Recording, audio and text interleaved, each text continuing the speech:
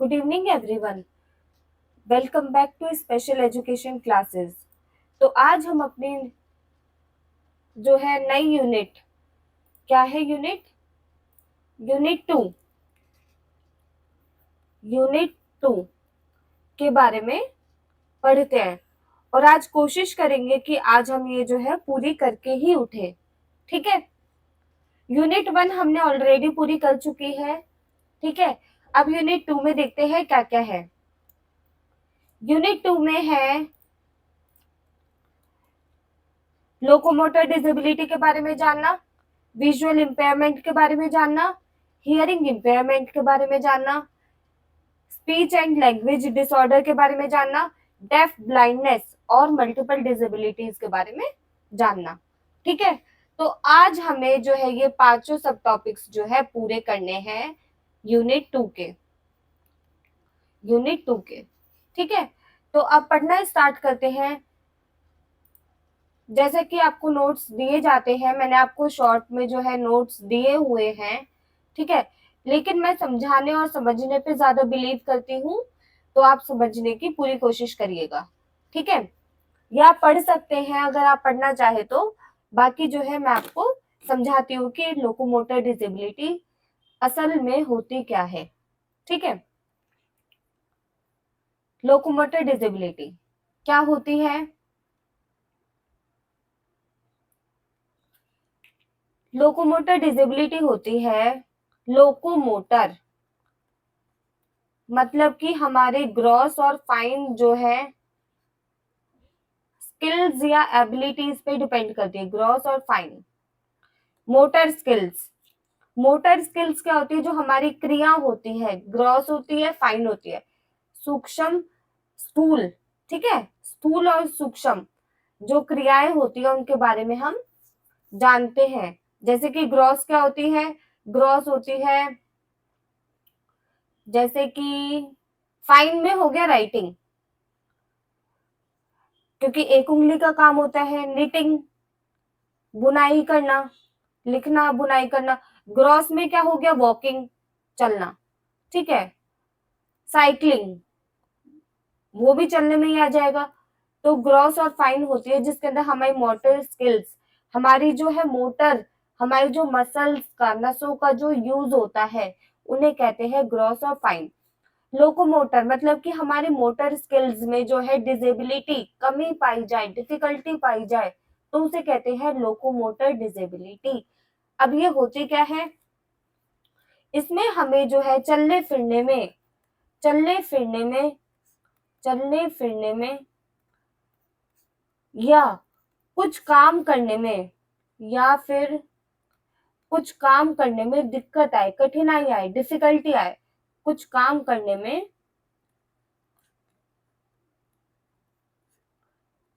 Difficulty आए, difficulty महसूस हो, तो उसे हम कहेंगे लोकोमोटर डिसेबिलिटी। क्या कहेंगे? Locomotor disability. ठीक है। अब इसके अंदर जो है हमारी जो है मोबिलिटी, हमारी जो है नसें प्रॉपरली काम करना बंद कर देती हैं। स्टॉप मोबिलिटी, क्रियाएं करना बंद कर देते हैं जो हमारे हाथ पैर होते हैं। ठीक है। और हम एक जगह से दूसरी जगह पर नहीं चल पाते, मतलब डिफिकल्टी होती है, डिफिकल्टी इन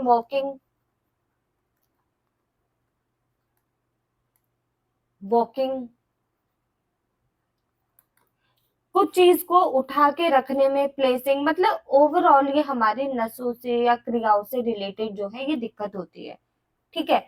अब इसके टाइप्स क्या क्या होते हैं? इसके टाइप्स होते हैं सेरिब्रल पाल्सी पहला, लेप्रोसी दूसरा, पोलियो थर्ड, स्पाइन बाइफिडा में होता है हमारी जो स्पाइनल कॉर्ड होती है वो स्प्लिट हो जाती है। क्या होती है?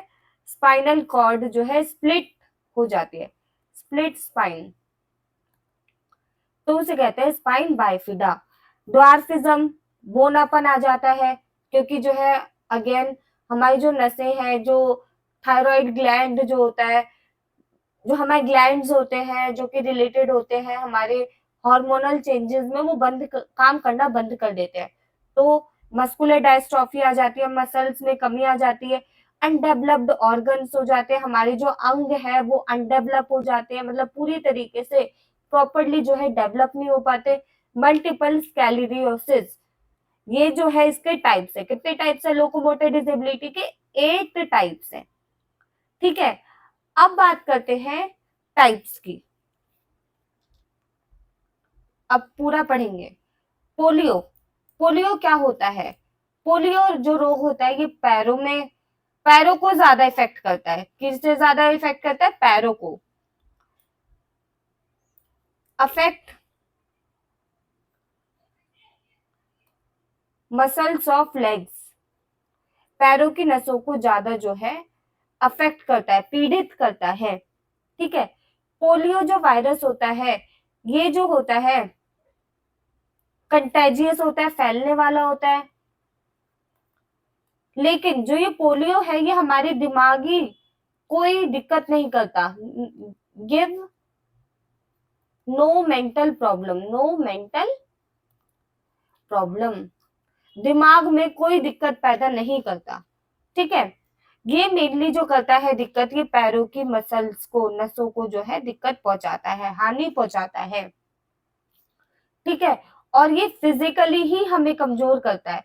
जो पोलियो से ग्रसित इंसान है वो मतलब नॉर्मल स्कूल भी जा सकता है, क्योंकि अगेन उसके पैरों में दिक्कत है, उसके दिमाग में दिक्कत नहीं है, उसके सिर्फ पैरों में दिक्कत है, चलने फिरने में दिक्कत है, प्रॉब्लम इन वॉकिंग है। उसके दिमाग में कोई प्रॉब्लम नहीं है, दिमाग बिल्कुल ठीक वर्क करता है। तो जो अगेन वो नॉर्मल स्कूल में जा सकता है, नॉर्मल स्कूल में स्टडी कर सकता है जो अफेक्टेड पर्सन है।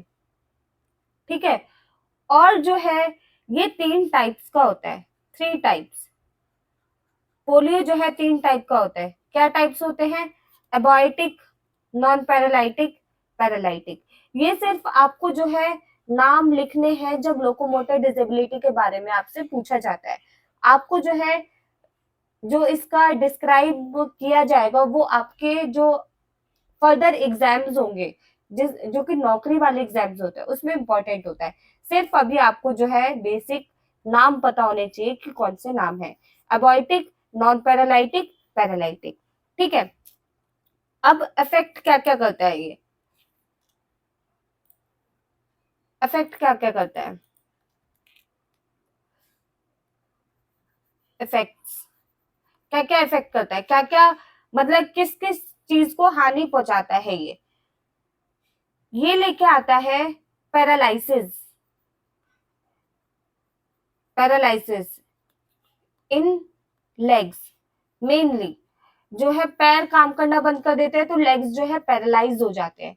ठीक है, और जो है इसमें हाई फीवर हो जाता है जब पोलियो वायरस जो है हमें अफेक्ट करता है। तो जिस इंसान को अफेक्ट करता है उसे जो है तेज बुखार आता है, हाई फीवर आता है।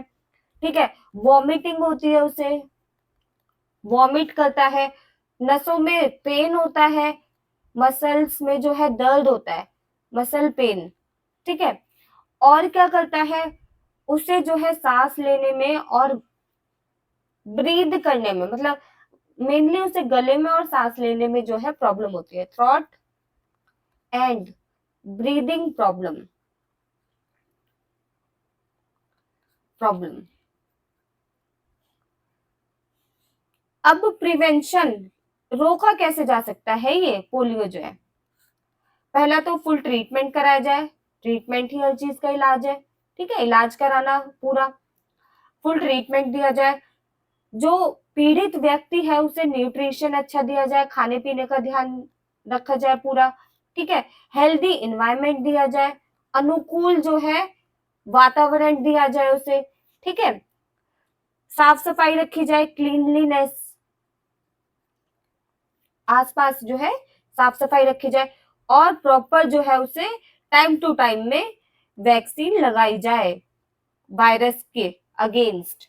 ठीक है, कॉजेज क्या है, किससे होता है? कॉजेज है वायरस से होता है, बाय वायरस। ठीक है, और इसका मैनेजमेंट क्या हो सकता है? उपचार हम क्या कर सकते हैं अपने पर्सनल तरीके से मैनेज कैसे किया जाए, इसकी जो है फिजियोथेरेपी कराई जाए, पैरों की फिजियोथेरेपी कराई जाए टाइम टू टाइम, ठीक है, समय समय पर जो है फिजियोथेरेपी कराई जाए, मसाज कराई जाए पैरों की, थेरेपी दी जाए, ठीक है, और सर्जरी भी कराई जा सकती है, ठीक है, ऑपरेशन भी कराया जा सकता है। अब एजुकेशन में जो है इन्हें नॉर्मल स्कूल में भी पढ़ाया जा सकता है, can be educated in normal schools, can be educated in normal school, educated in normal schools, क्योंकि ये हमें दिमाग में नहीं पैरों में दिक्कत देता है, नॉर्मल स्कूल्स, ठीक है। अब बात करते हैं सेरिब्रल पाल्सी, जिसे हम सीपी भी कहते हैं, क्या, सीपी, सीपी, ठीक है। अगेन मैंने आपको नोट्स प्रोवाइड किए हुए हैं, लेकिन आपको जो मैं समझा रही हूँ उस पर ज्यादा ध्यान दीजिएगा, ठीक है। क्या होता है सेरेब्रल पाल्सी, ये होती है neurological problem, it is a neurological problem, ये जो है दिमाग में दिक्कत पैदा करता है, ठीक है। इसके अंदर जो है दिमाग रिलेटेड, ब्रेन रिलेटेड प्रॉब्लम होती है मेनली, ठीक है, दिक्कत होती है। इसके अंदर जो है दिमाग में प्रॉब्लम होती है, तो ये हमारी बॉडी मूवमेंट्स को भी रोकता है, बॉडी मूवमेंट्स को स्टॉप करता है, रोकता है, ठीक है, जिससे कि हम जो है अपने हाथों पैरों पे कंट्रोल नहीं कर पाते, lose control, lose control on arms and legs, ठीक है। और जो है ये मसल और पोस्चर को भी दिक्कत पहुंचाता है, मसल, नसों को और पोस्चर जो हमारे बैठने का तरीका, चलने का तरीका होता है, उसे भी दिक्कत, हानि पहुंचाता है, मसल और posture problem.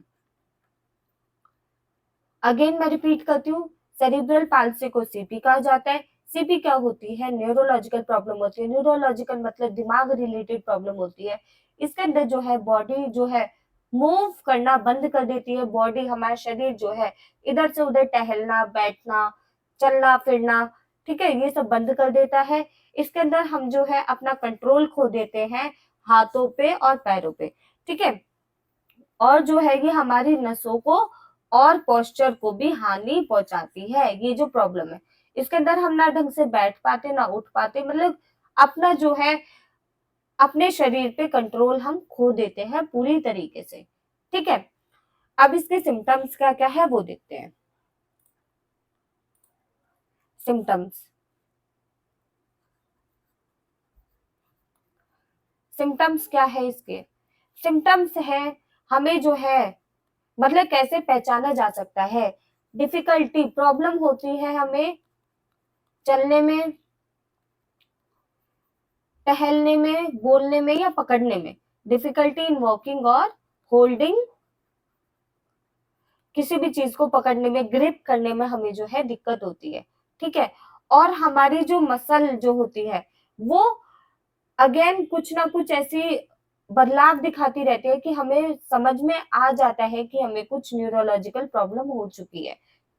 Shows variation in muscle tone, muscle tone, ठीक है।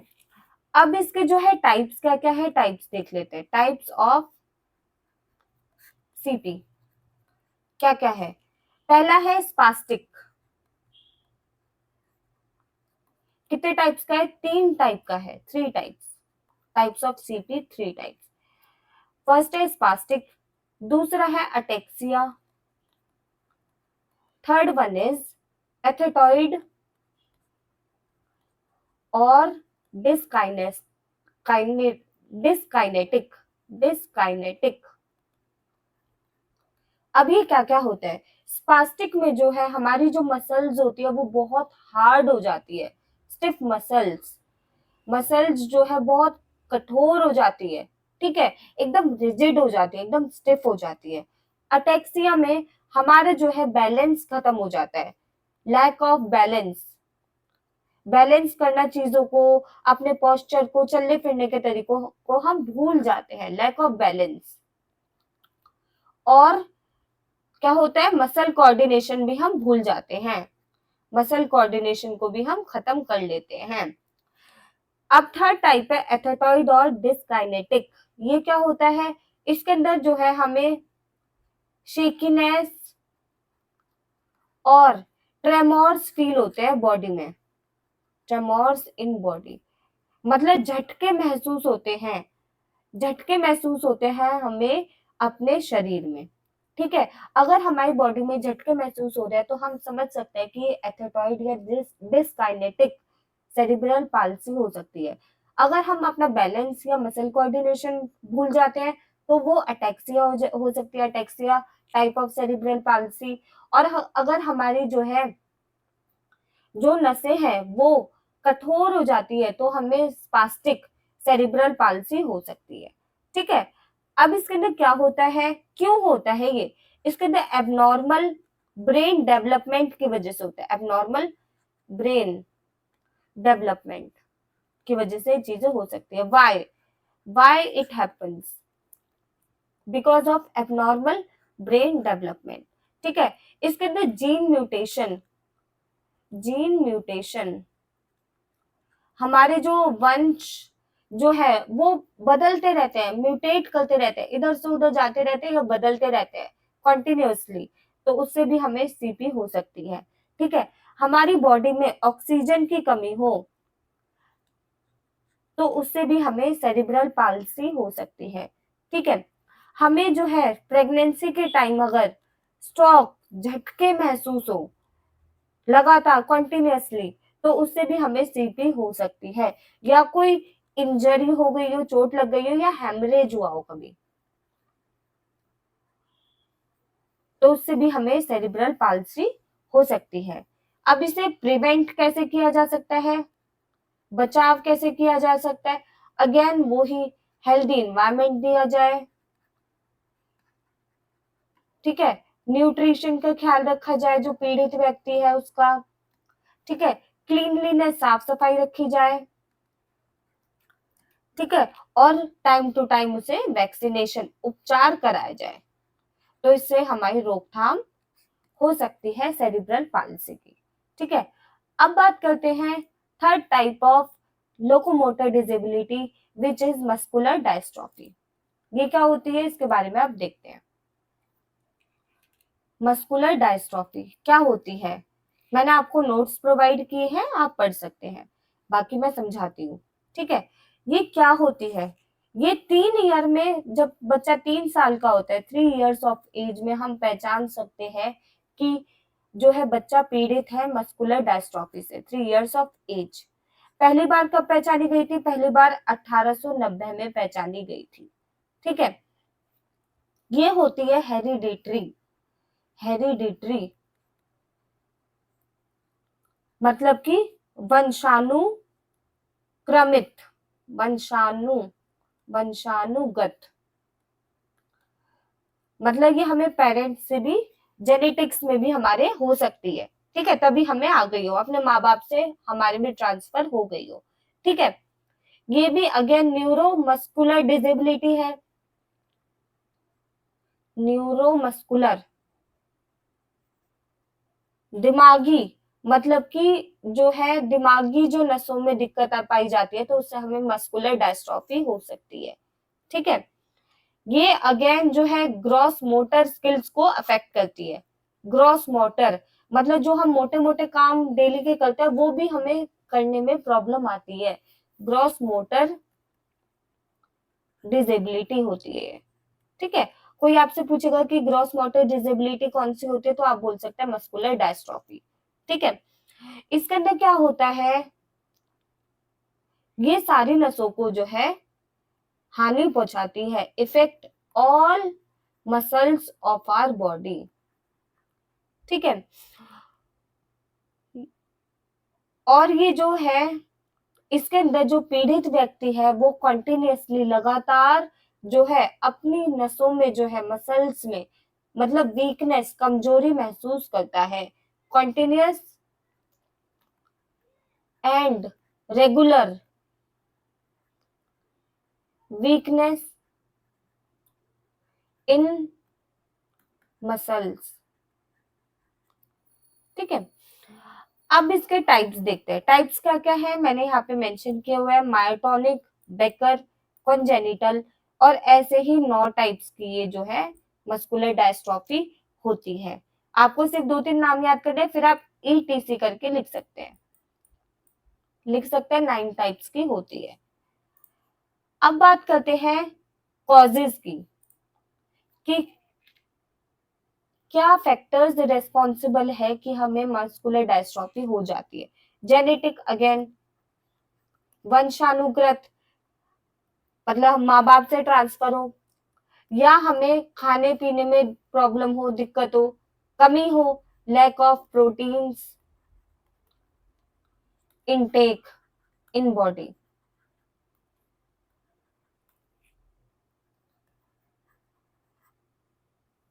अब ये मैनेज कैसे किया जाता है, हम प्राइमरी तरीके से कैसे मैनेज कर सकते हैं इसे।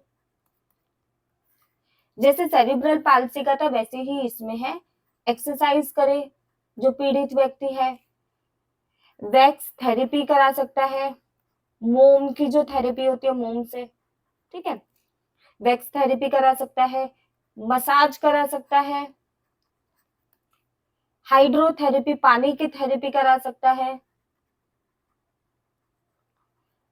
या फिर रेगुलर मूव कर सकता है, चल फिर सकता है, रेगुलर मूवमेंट रखता है अपनी बॉडी में।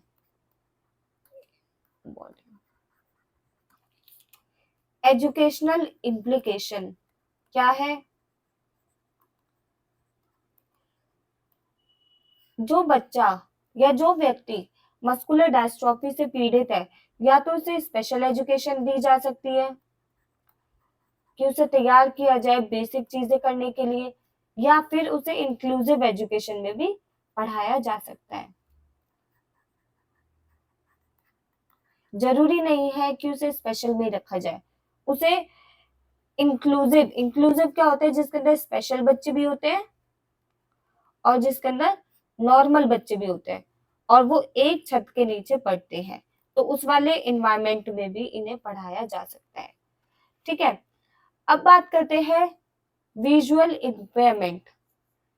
ये क्या होता है, सबको पता है विजुअल मतलब देखने में जो हमें डिफिकल्टी हो, कमी हो, कठिनाई हो, उसकी जो ये पढ़ाई है विजुअल इम्पेयरमेंट। इसके अंदर हम जो है वीआई से जब पीड़ित होते हैं तो हम 20 फीट तक का नहीं देख पाते, मतलब कि कम से कम 20 फीट तक का जो हम नॉर्मल व्यक्ति देख सकता है वो नहीं देख पाता, जो कि पीड़ित होता है आंखों की कठिनाई या कमी से। 20 फीट ये नॉर्मल सीइंग होती है, मतलब इतना जो है व्यक्ति देख सकता है 20 फीट तक, और जो वीआई से पीड़ित होता है वो नहीं देख पाता 20 फीट तक का भी। ठीक है, हम कैसे देखते हैं, हम देखते हैं हमारी जो इमेज, जो परछाई बनती है आंखों में, वो बनती है रेटिना पे, रेटिनल इमेज। ठीक है, और जो हम फोकस करते हैं उसे कहते हैं एकोमोडेशन, फोकस ऑन इमेजेस, तो उसे कहते हैं एकोमोडेशन। रेटिनल इमेज कैसी होती है, जो रेटिना पे बनती है वो बनती है उल्टी, उल्टी बनती है। फॉर एग्जाम्पल हमारा जो लेफ्ट होता है वो मिरर का जो है राइट होता है, ठीक है, तो जो रेटिना पे इमेज बनती है हमारे वो होती है उल्टी। ठीक है, अब बात करते हैं ब्लाइंडनेस। ब्लाइंडनेस क्या होता है, ब्लाइंडनेस मतलब कि पूरा अंधापन, अंधापन। ठीक है, क्या होता है, टोटल एब्सेंस ऑफ साइट, इसके अंदर हम कुछ भी नहीं देख पाते, टोटल एब्सेंस होती है ऑफ साइट, कुछ भी नहीं हम देख पाते। ठीक है, और जो विजुअल एक्विटी होती है इसके अंदर, विजुअल एक्विटी। ये क्या होती है? ये होती है किसी शेप और ऑब्जेक्ट में डिफरेंस करना, शेप और डिटेल्स, शेप एंड उसकी डिटेल्स में डिफरेंस करना। अब ये क्या होता है? फॉर एग्जाम्पल, हमारे जो है सामने एक बॉय खड़ा है, ठीक है। अब जो है उसने जो है अपने हाथ में बॉल ले रखी है, टेनिस बॉल, ठीक है, और एक हाथ में जो है टेनिस बैट ले रखा है। अब हमें दूर से दिख रहा है कि ये लड़का है, लेकिन डिटेल क्या है कि उसने टेनिस बॉल और टेनिस बैट हाथ में ले रखा है।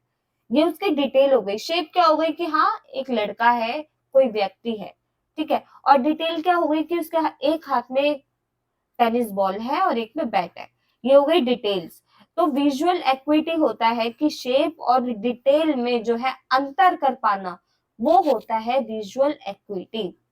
अब इसका एंगल होता है, एंगल होता है 6/60 और 20/200। स्नेलन, स्नेलन होती है इसकी यूनिट, ठीक है। तो इसमें जो है, जो नॉर्मल जो लोग होते हैं, उनका जो विजुअल एक्विटी होती है वो 6/60 होता है या 20/200 स्नेलन। तो जो वीआई से पीड़ित हैं, उनके इस वाले विजुअल एक्विटी में भी कमी पाई जाती है। वो डिफरेंस नहीं कर पाते शेप में और उसकी डिटेल्स में, ठीक है। अब लो विजन क्या होता है? लो विजन, थोड़ा थोड़ा देख पाना। इसके अंदर विजुअल एक्विटी जो होती है, जो अगेन हमने अभी जस्ट बात की है, विजुअल एक्विटी होती है जो वीआई, जिन्हें लो विजन होता है, उनका होता है 6/18। आगे समझ में? जो नॉर्मल का होता है 6/60 होता है, और जो लो विजन से पीड़ित होते हैं उनका जो विजुअल एक्विटी होता है 6/18 होता है।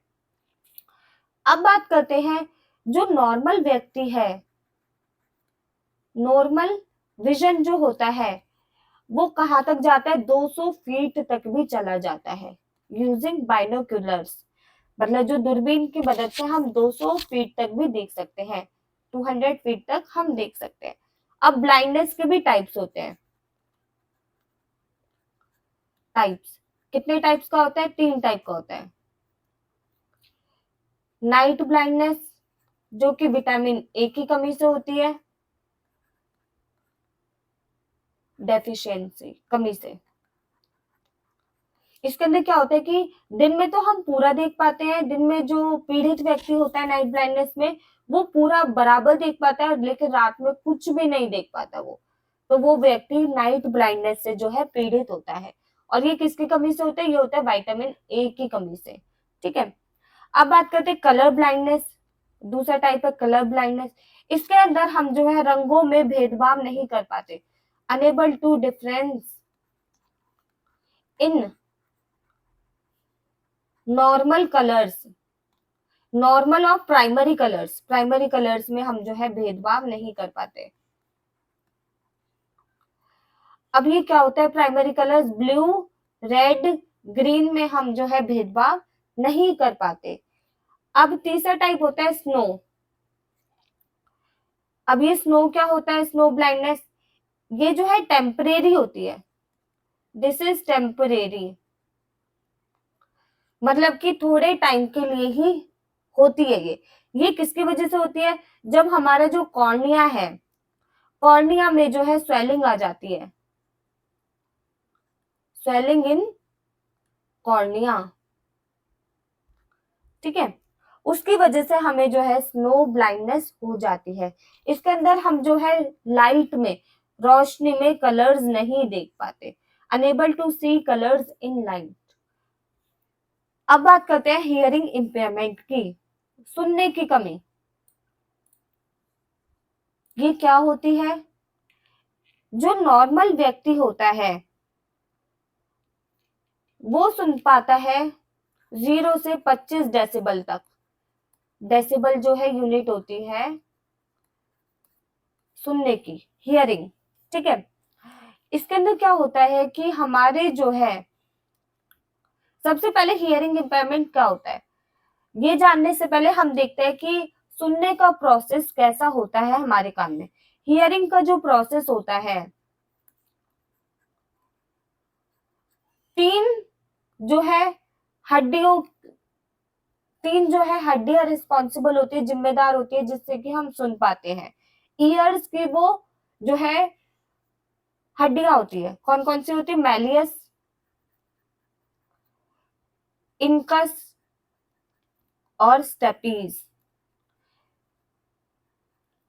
ये जो है हमारे शरीर की सबसे छोटी जो है हड्डी है, कहाँ पे होती है? कानों में होती है, इन ईयर्स। ये तीनों ही कानों में होती है। आगे समझ में? अब जो है हियरिंग इम्पेयरमेंट क्या होता है, अब उसके बारे में जानते हैं। हियरिंग इम्पेयरमेंट को एचआईवी बोल सकते हैं या बोला जाता है। इसके अंदर क्या होता है? बहरापन। इसके अंदर जो है व्यक्ति 60 डेसिबल तक भी सुन पाता है। मतलब इतना तेज उसके सामने बोलेंगे, जब नॉर्मल व्यक्ति 60 डेसिबल में बोलेगा, तब जो है बहरा व्यक्ति जो हियरिंग इम्पेयर्ड है वो सुन पाता है। जब एक नॉर्मल व्यक्ति जो है 60 डेसिबल की आवाज में बोलेगा, तब जो हियरिंग इम्पेयर्ड जो पर्सन है वो सुन पाता है। आगे समझ में? नॉर्मल पीपल जो है सुन पाते हैं 0 से 25 डेसिबल तक। जो माइल्ड हियरिंग इम्पेयर्ड होते हैं, मतलब थोड़े, मतलब बहरे की मतलब लिस्ट में जो है स्टार्टिंग में ही आता है, बहुत थोड़े बहरे होते हैं, वो सुन पाते हैं 26 टू 40 डेसिबल में। मॉडरेट जो बीच के होते हैं वो सुन पाते हैं 41 टू 55 डेसिबल में आवाज में, मतलब आवाज इतनी होनी चाहिए।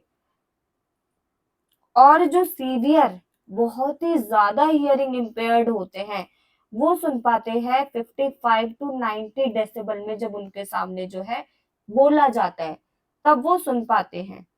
क्या होता है? नॉर्मल पीपल जो सुन पाते हैं वो 0 टू 25 डेसिबल में सुन पाते हैं। माइल्ड जो होते हैं, जो बहुत कम हियरिंग इम्पेयर्ड होते हैं, वो सुन पाते हैं 26 टू 40 डेसिबल के बीच में। जो मॉडरेट होते हैं, बीच के होते हैं, वो 41 से 55 डेसिबल में सुन लेते हैं। लेकिन जो बहुत ही ज्यादा हियरिंग इम्पेयर्ड होते हैं वो 55 से 90 डेसिबल में सुन पाते हैं। मतलब उन 55, 54, 50 भी बोलोगे उनके सामने तब भी नहीं सुन पाएंगे। उनकी जो गति होती है सुनने की वो 55 से 90 डेसिबल के बीच में होती है। ठीक है। और जो हियरिंग प्रोसेस में, सुनने की प्रक्रिया में जो तीन जो हड्डियां जिम्मेदार होती है, जो कि कानों में पाई जाती है, होती है मैलियस, इनकस, स्टेपीज। और ये जो है स्मॉलेस्ट बोन है हमारी बॉडी की, smallest bone of our body. चलिए अब देखते हैं स्पीच और लैंग्वेज डिसऑर्डर, ये क्या होता है। अगेन आपको नाम से ही समझ में आ रहा है कि स्पीच, बोलने के या वाक्य को बोलने के ढंग में हमें दिक्कत आए तो उसे कहते हैं स्पीच या लैंग्वेज डिसऑर्डर। ये क्या होता है? Unable to speak properly. इसके अंदर हमें कठिनाई आती है बोलने में, ढंग से बोलने में। Unable to speak properly.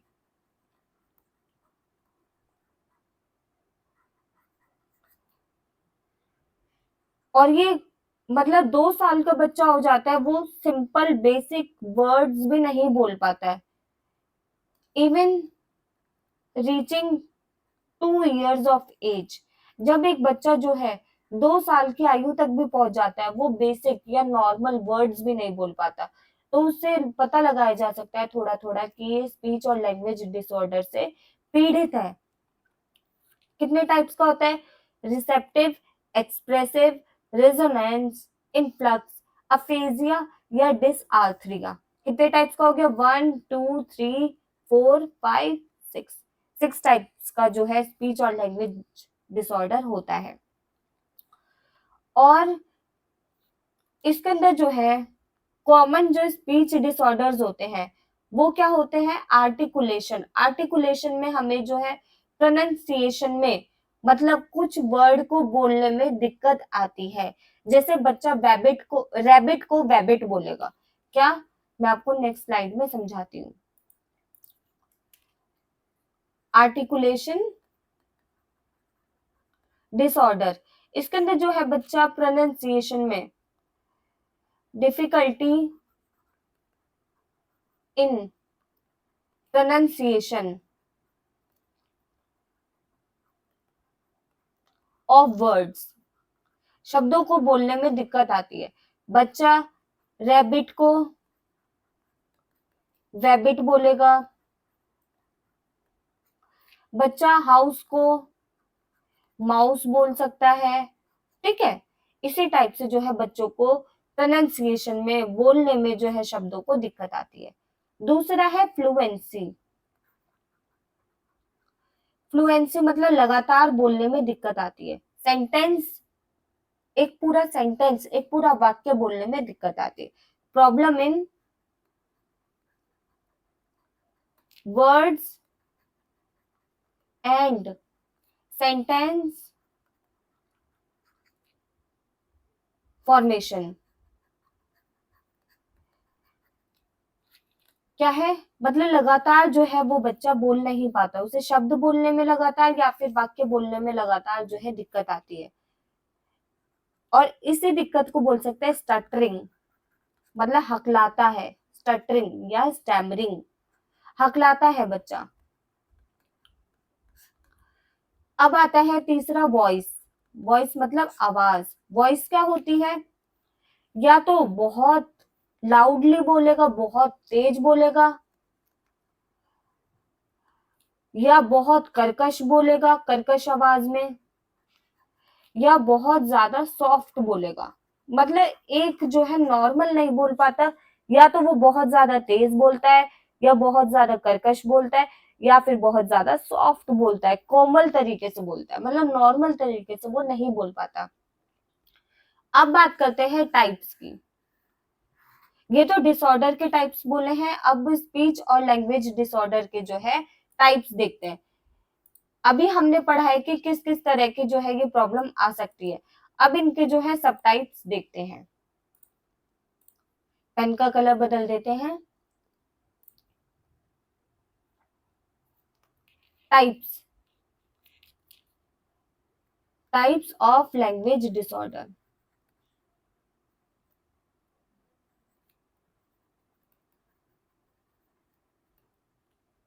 इसके अंदर जो है बच्चा अपने अंदर कमी महसूस करता है समझने में शब्दों को या वाक्यों को। इनएबिलिटी टू अंडरस्टैंड वर्ड्स और sentences, inability to understand words और सेंटेंसेस। ठीक है, पहला टाइप क्या होता है लैंग्वेज डिसऑर्डर का? पहला टाइप होता है रिसेप्टिव। रिसेप्टिव में क्या होता है? बच्चे को जो है डिफिकल्टी, कठिनाई महसूस होती है समझने में, और जितना देरी से वो समझता है उससे ज्यादा जल्दी वो भूल जाता है। क्या होती है? डिफिकल्टी टू अंडरस्टैंड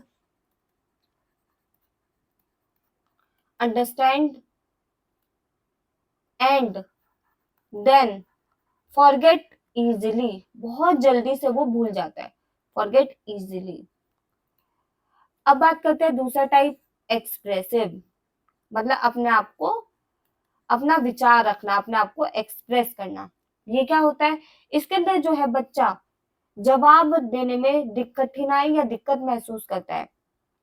ठीक है, अपने आप को, जो वो अंदर महसूस कर रहा है, जो उसके अंदर जो है शब्द चल रहे हैं, उन्हें बोलने में जो है उसे या समझाने में प्रॉब्लम आती है। क्या? इनएबिलिटी टू आंसर और एक्सप्रेस अपने आप को समझाने में या आंसर उत्तर देने में उसे जो है कठिनाई आती है। तीसरा टाइप हो गया रेजोनेंस। ये क्या होता है? इसके अंदर जो है, जो नाक और मुंह और गले में जो हमारा पैसेज होता है, ये रास्ता होता है, इसके अंदर जो है हवा की जो गति है वो कम जाए या फिर ज्यादा जाए, उससे जो है हमें बोलने में दिक्कत आए।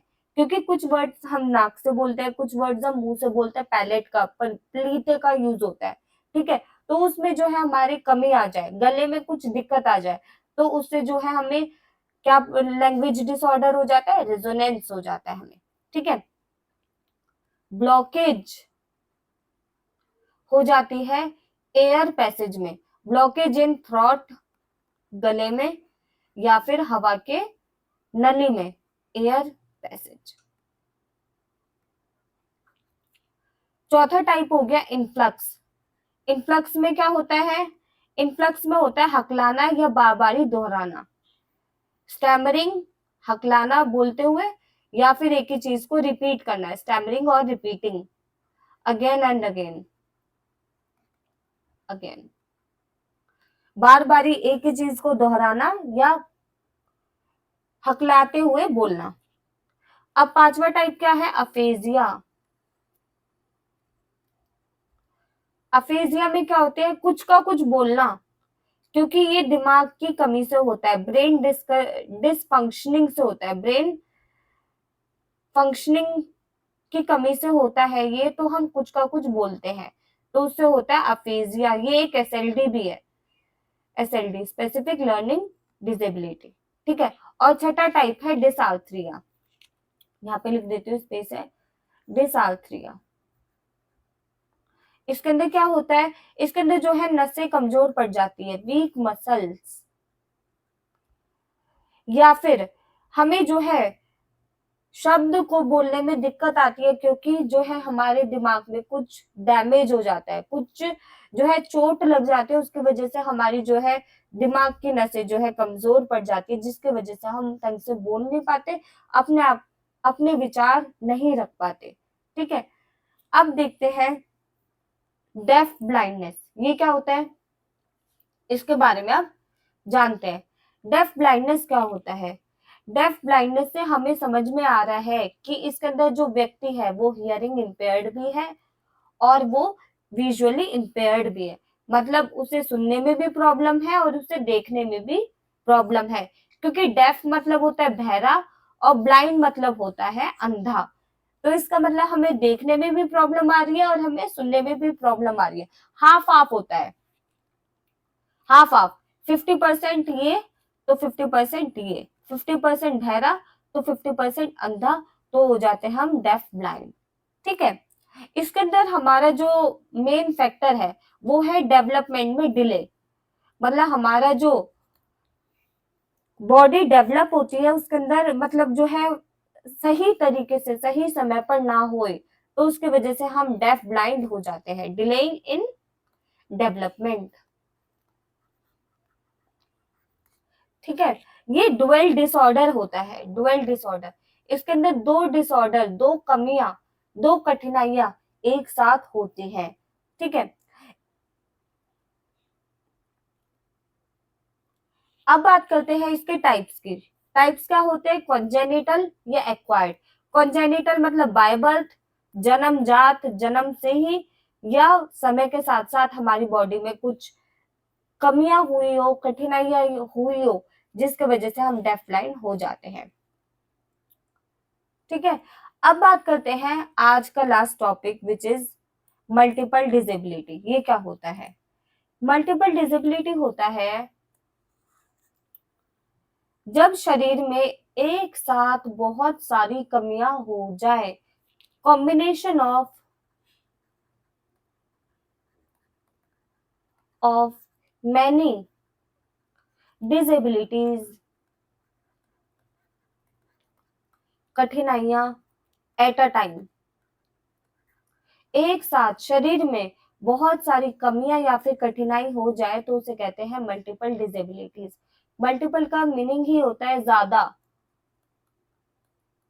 एक दो से ज्यादा, समझ में आई। जैसे अभी हमने पढ़ा वीआई और एचआई, तो ये हो गया डेफ ब्लाइंड। अगर हमारे हो जाए एचआई मतलब सुनने में कमी हो जाए, और लोकोमोटर मतलब क्रिया करने में दिक्कत हो जाए, ठीक है। या फिर हमारे जो है और भी अलग अलग तरीके से सेरिब्रल पाल्सी हो जाए या फिर पोलियो हो जाए, दोनों एक साथ हो जाए, ठीक है, तो ये मल्टीपल डिसेबिलिटी में काउंट होते हैं। मतलब एक दो से ज्यादा जो डिसेबिलिटीज, एक से ज्यादा डिसेबिलिटीज जब हमारे शरीर में हो जाए तो उसे कहते हैं मल्टीपल डिसेबिलिटीज। आ गई समझ में? आज हमने पढ़ा है, एक बार रिवाइज कर लेते हैं क्या क्या पढ़ा है। आज हमने पढ़ी यूनिट 2। यूनिट 2 में हमने देखा locomotor disability, visual impairment, hearing impairment, speech और लैंग्वेज डिसऑर्डर, डेफ ब्लाइंडनेस और मल्टीपल डिसेबिलिटीज। फिर हमने देखा लोकोमोटर। लोकोमोटर हमारी जो है शरीर की क्रियाओं को करने में जब दिक्कत आए तो उसे हम कह सकते हैं लोकोमोटर डिसेबिलिटीज। टाइप है इसके 8 टाइप, वो मैंने आपको समझा दिए, आप रिवाइंड करके देख सकते हैं। Polio, cerebral palsy, muscular dystrophy, visual impairment, hearing impairment, speech language disorder, deaf blindness और मल्टीपल डिसेबिलिटी। ठीक है, तो आज जो है आपकी यूनिट 2 जो है पूरी हो जाती है। यूनिट 2 जो है पूरी हो जाती है, यूनिट 2 कंप्लीट हो जाती है, तो आप इसे पूरा एक साथ देख सकते हैं। Thank you for watching. Please subscribe, like and share for more such videos. Thank you.